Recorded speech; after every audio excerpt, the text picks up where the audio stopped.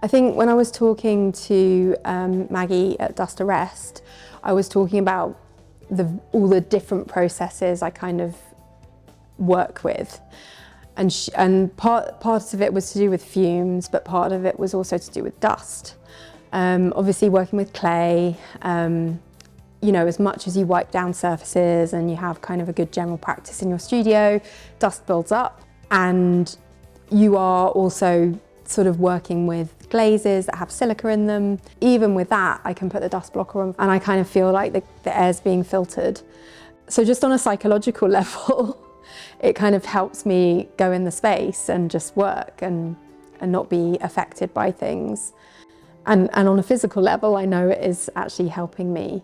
It enabled me to do the gilding work in the space that I would normally work in.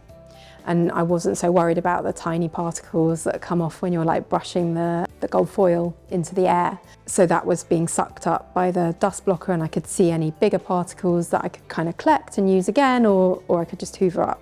It kind of made workflow a lot more productive, really. I actually posted about the unit on Instagram when I first got it. It's quite a good looking thing as well to suddenly have in my studio. It makes it all look very professional. And so I think there was quite a lot of interest among my friendship group who were artists, who were like, this is really interesting because it's mobile, it's quite lightweight, you just plug it in, it goes, it works, and it does the job. So I'm really happy if someone else might find this a solution for them.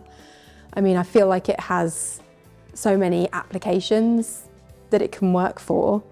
Anyone that is sort of a little bit worried about some of these materials they're working with in a small space, in a small studio, I think it would benefit. So I would definitely recommend it.